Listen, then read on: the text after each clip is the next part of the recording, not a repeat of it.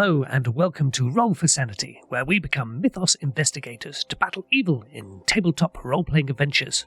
Today we're going to be creating a private detective character for the Call of Cthulhu role-playing game 7th edition by Chaosium.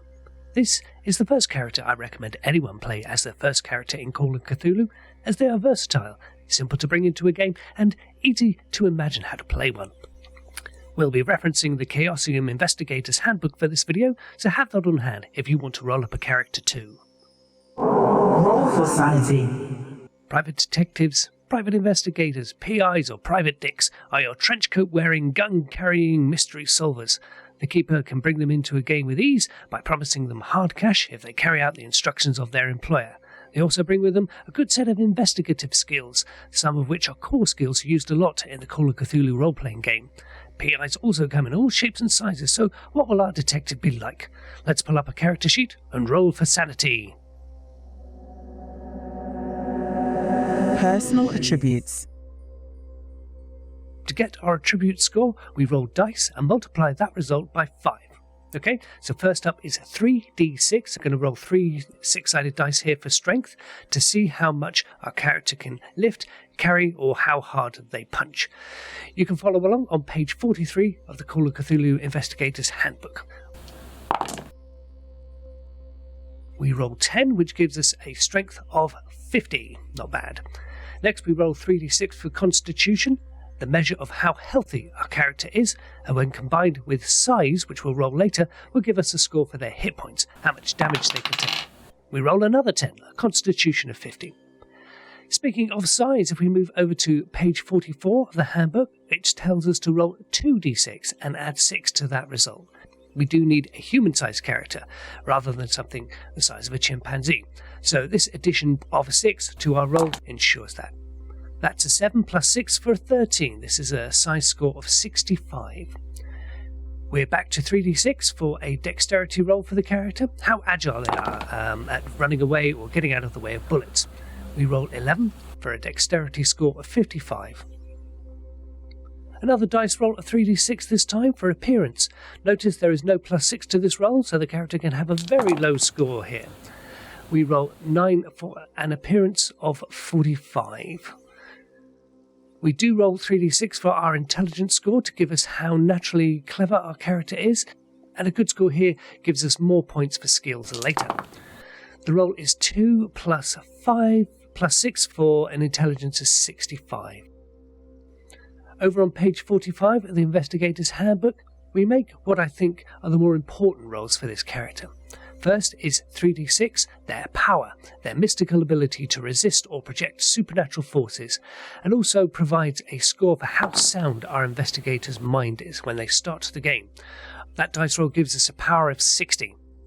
Next we roll 2d6 plus 6 for the character's level of education. A good score here will help shape the character's skills, as this attribute will be multiplied later to give you a number of points to spend on skills, with each point increasing the percentage chance of that skill being successful. We roll 2d6 plus another 6, very nice for an education score of 75. And finally we roll 3d6 to see how much luck the character has. Scores in other attributes can be great, but if your character is unlucky enough to fall downstairs, then all the intelligence and strength won't help you. Fortunately, we have a 2 plus 4 plus 6 for a luck of 60. It's at this point you can look at page 45 of the Investigator's Handbook and decide your age. I tend to stick with being 30 years old, as ages affect your stats, whereas at 30 you get 1 improvement check of your education. Let's put those into the character sheet and see how our character shapes up. We're using the auto-calculation sheet available free from the Chaosium website, link in the description below. Game attributes. Now we have these attributes rolled, these values can be used to generate what I call game attributes, but the Investigator Handbook calls them derived attributes or combat values. These values are what we'll use to play the game. First we calculate hit points. These are points which will be removed when the character is injured and added back if the character receives medical attention, but they can never exceed the starting values. For hit points, we add con and size together, then divide that total by 10, rounding down for any fractions for 11 hit points. We can then calculate our sanity points, which are the same as our character's POW, so that's 65. SAM points for me are the game mechanic that makes Call of Cthulhu special, as your mind can take damage as well as your body. Your character may make it out alive, but will they have been driven mad by what they have seen? A couple of physical attributes are also generated. Have a look on page 48 of the Investigator's Handbook to see if you have a damage bonus to add when brawling. If you do, you'll also have a bonus to your build. If you have either of these, then let your keeper know, as they can be built into combat, making you easier to hit or smaller to hit if you have a negative build. When we add our strength and size, they come to 115, so table 1 on page 48 tells us that the damage bonus and build are 0, which is fine. Lastly, your move rate, which I find isn't used much, but when it comes to running away from monsters, it's good to know your score. As our dexterity and strength are each less than our size, then our move is 7. So we have our person in their basic form. Usually it's at this point we choose our occupation based on their highest statistic, but today we are creating that private detective. With the occupation selected, we can turn to page 87 of the Investigator's Handbook or page 8 of the Quick Start Rules, where the following is listed as occupation skills. Occupation and skills. Art and craft photography. Back in the 1920s, instant cameras were a relatively new invention, so taking and developing the picture took some skill. Disguise. One of the most famous detectives of all time, Sherlock Holmes, had the skill to disguise themselves and disappear into crowds for surveillance or gain entry into restricted areas. Law. Knowing how much law you're going to break is quite a skill to have for an investigator.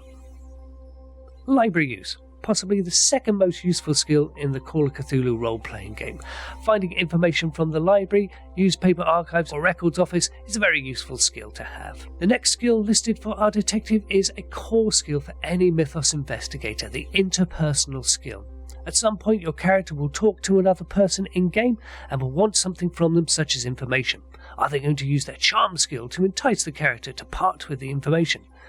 Will they use fast talk to bamboozle and confuse the character into parting with that information?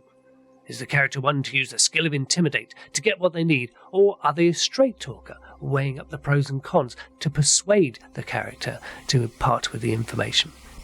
Our private detective can choose one of these interpersonal skills as part of their occupation.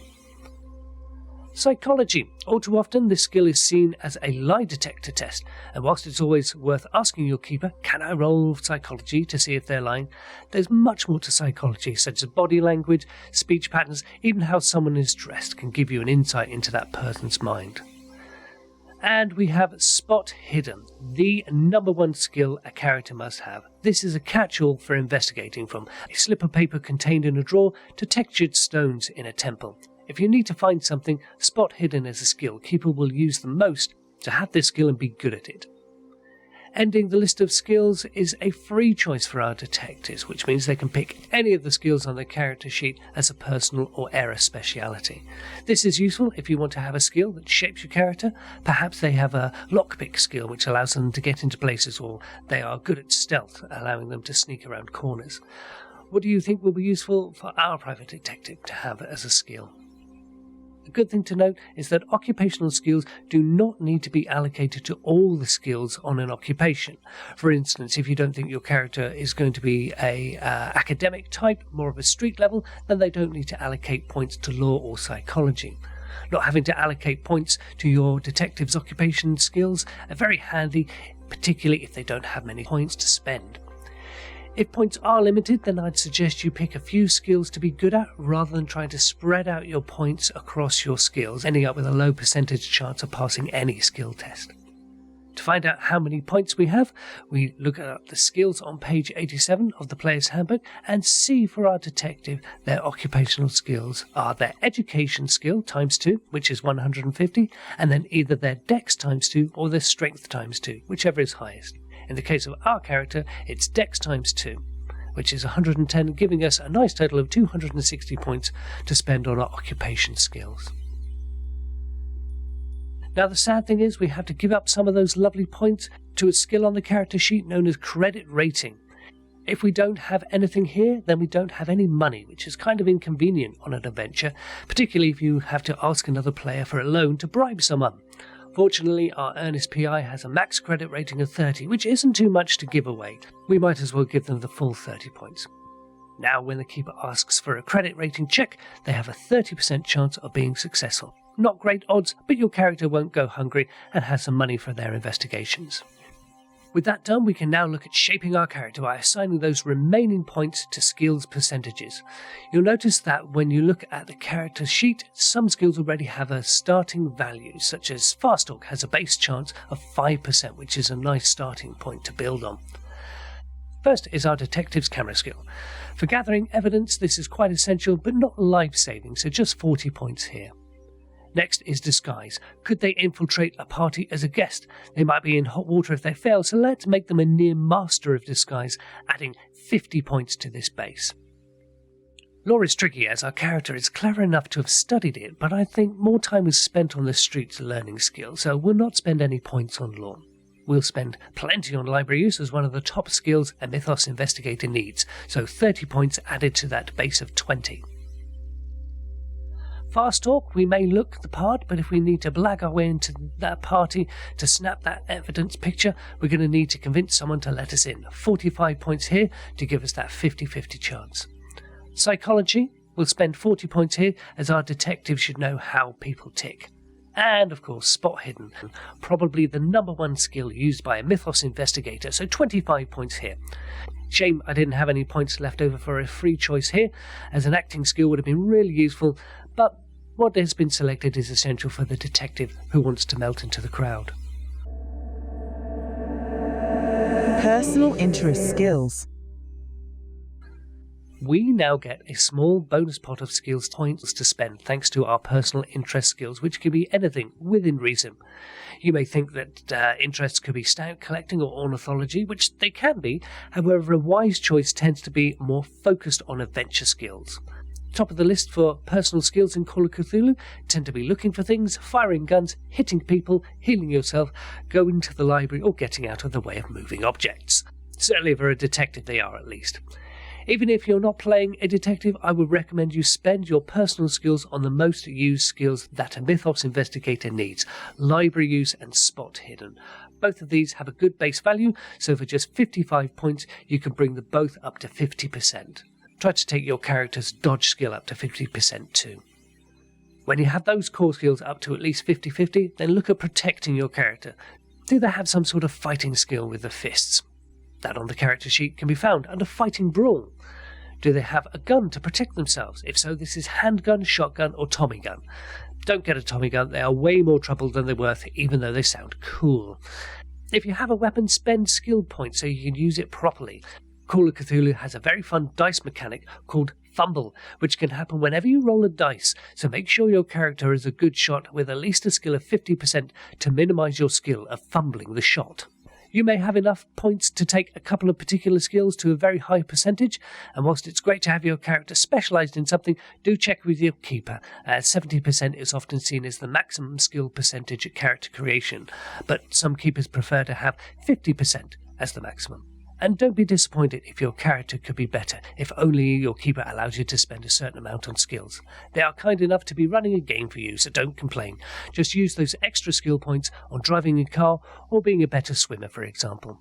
And characters with a broad set of skills and an average percentage are far more fun to play than one who makes successful rolls all the time. So what personal skills should we have for this character? Well, we'll focus on protection. They've seen a fair share of action and know how to fight, so 35 points for brawl, 40 points into shooting a gun, which makes them a good shot, and putting 27 into their dodge means they are good at diving into cover. And we've got just enough points to add some to our first aid skill. 28 on a base skill of 30 means they can patch themselves up when they get thrown out of the party they snuck into.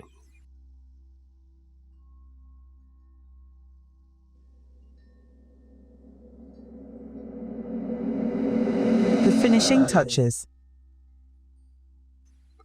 With page 1 of the character sheet done, we can flip over and start working from the bottom up on the rest of the boxes we need to fill out. You may know who you're playing a game with. If so, fill those in on the fellow investigators. Next, we need to look at wealth. Remember that credit score? This controls our in-game money to spend. Page 57 of the Investigator's Handbook, we have the table we need to see how much cash we can spend. As we set the detective's credit rating to 30, I can see he has a spending level of $10 a day, so he can easily afford to pick up a sandwich, take a cab, or buy a new shirt without dipping into other pots of money. More expensive items, such as a bear trap, is over $10, so the character will need to use cash to be able to purchase that. We have a credit rating of 30, which we double to get the amount of cash our detective carries that they would use to buy that bear trap from a shop during a game or bribe someone if the amount was over $10. Lastly, credit rating determines the amount of assets our characters has. Multiplying 30 by 50, we see that $1,500 is everything the character owns. They better get some cases soon. No, don't worry about money in Call of Cthulhu unless your keeper gives you reason to worry. It's a role-playing adventure, not a game about balancing accounts. This character, we have our gear and possessions. If you are making a detective for an adventure, then you may want to check with your keeper what they should have. If you are just making a character for your own purposes, then look through the equipment list on page 238 of the Investigator's Handbook. I would say pretty much anything that costs under your spend level can be picked up very easily, and you can just have it. So a couple of sets of clothes, that trench coat, that hat, and the guns of your choice. Then pick up anything you'll need to perform skills, such as a lockpick, binoculars, or a cheap camera. You'll have to choose items that fit in your credit rating, so an Eastman commercial camera costing $140 is not possible for our detective, but a humble box Brownie camera costing less than $5 is just about right. Ownership of a new automobile is out of the question, but a second-hand 1917 Buick, motorbike, or even pedal bike. Moving up then, we have the various headings which make up the detective's backstory. Don't write War and Peace here. The character you are creating may not make it through an adventure, so use short bullet points that you can build upon should the opportunity arise. You may like some of the suggestions included in the Investigator's Handbook, so starting at page 52. For this detective, we're going to say their personal description is rugged. Not that they sleep in their broken down car, they're just naturally rugged. For ideology, we'll say that they are there for the money, not greedy, but they take to heart the phrase, money makes the world go round. Significant people? I like the idea that there is an elderly mother that is visited in a rundown nursing home every so often, with a hope that one day she can be moved to a better place. Meaningful locations? I also like the page 55 description of a grave of a loved one as the character's meaningful location. Maybe your wife/husband died, and the relative in the nursing home is a stepmother that they don't really like, but it was the partner's dying wish that the character looked after them. The character's treasured possession could then tie in with the above. Perhaps it's a wedding ring. Top of the second column, we have traits. I think our character is loyal. If they don't like their mother-in-law but still look after them the best they can, then they might have a jaded loyalty, but a loyalty nonetheless. The next three boxes on the character sheet are there to receive game information, such as lasting physical damage, mental injuries, plus books you might pick up on your adventure so your character can go mad reading them. The last box for your backstory isn't mentioned much, but for your player it's a useful box to complete. Has your character encountered strange things before? There is an option in the Call of Cthulhu role-playing game that you can play your character as someone who hasn't seen anything strange before, and this affords some protection to your sanity, as your character doesn't understand what is going on. This can be fun to roleplay, though when they do realise the full horror that underlies the everyday world, it has a much bigger impact on their sanity. You might like that as a character. For me, though, I like to include a simple backstory under encounters with strange things so my character knows about the mythos. Game-wise, this allows me to take sand point loss gradually as it comes in. And character-wise, I like having a reason why the character is a Mythos investigator. Was the mythos tied to the death of their loved one? Are they trying to find out what killed them? Do they want to bring them back to life?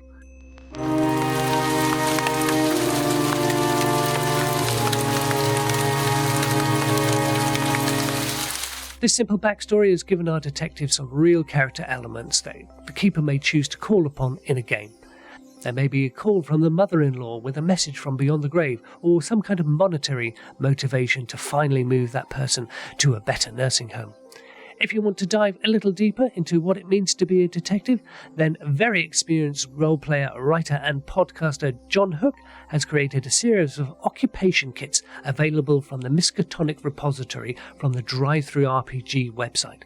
Very informative, fun to read, with sections about experienced detectives, role-playing tips, public perceptions, literary examples, and a kit list for the detective around town. You'll find an affiliate link below, which helps support John and also this channel. That just about wraps up our detective character, save for the details at the top of the character sheet. And then we're done. Watch out for other videos on ways to create characters, as in this video we covered the very manual way of rolling up a character. Online ways of creating characters will be covered on Roll for Sanity soon. Role-playing games really do allow you to be anyone, and Call of Cthulhu is no exception. Here on Roll for Sanity, we'll be creating all shapes of Mythos Investigators, mainly for Call of Cthulhu. But if there is a role-playing game which investigates the Mythos that you'd like us to cover, then drop a comment below, message us on Twitter at Roll for Sanity, and of course visit www.rollforsanity.com, and that's a number 4. Thanks for joining us, and we'll Roll for Sanity again soon.